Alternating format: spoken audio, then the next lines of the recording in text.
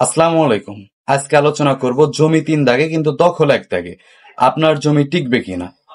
আমরা অনেকেই জানি না সঠিক আইন, এই জন্য আমরা মামলা মোকদ্দমায় যে শেষ পর্যন্ত আমাদের মামলা খারিজ হয়ে যায়, মানে মামলা বাতিল হয়ে যায়, কিন্তু আমরা জমি উদ্ধার করতে পারি না। তো চলেন আজকে সঠিক আইন এবং সঠিক নিয়ম জেনে নিই। যেই নিয়ম জানা থাকলে আপনার জীবনে মামলা করতে হবে না। আপনি আগেই বুঝে যাবেন যে এই মামলায় আমি আসলে কি পাবো। একজন আইনজীবী কিন্তু দলিল দেখলেই বা আইনের যে বিষয়গুলো আছে দেখলেই বলে দিতে পারে, কাগজপত্র দেখে আপনি মামলায় কতটুকু রিমেডি পাবেন। চলেন জানা যাক। আপনার যদি ৩টি দাগে জমি থাকে, আপনি যদি দখলে ১টি দাগে থেকে থাকেন, তাহলে আপনার জমি টিকবে কিনা এই বিষয়ে আলোচনা করব। সর্বপ্রথম বলবো, আপনি যদি ৩টি দাগে থেকে জমি কিনে থাকেন, দখলে যদি ১টি দাগে থেকে খেয়ে থাকেন, যদি মিউচুয়াল আন্ডারস্ট্যান্ডিং মানে আপনার মীমাংসার মাধ্যমে বসে যদি একটা দাগ থেকে তাকে দিয়ে থাকেন, তাহলে জমিটা টিকবে।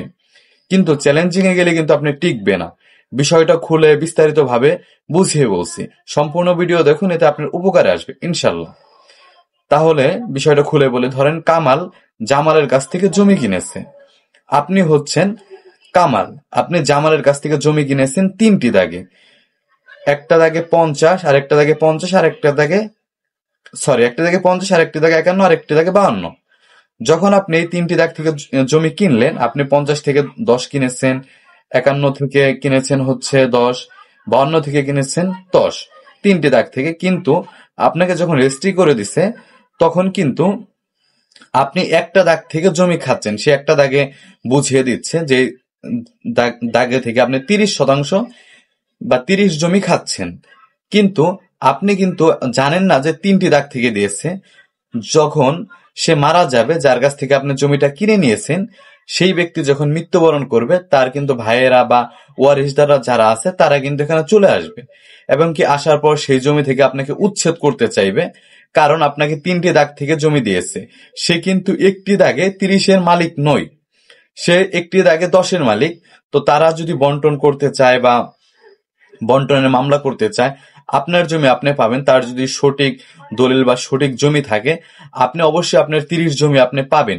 ৩০% বা ৩০ ডিং যেটাই বলি না কেন, আপনি পাবেন। পাবেন কিভাবে? ধরেন তার বাড়িতে আছে ১০ ডিং, চকে বা মাঠে আছে ১০ ডিং, আপনার পুকুরে আছে ১০ ডিং।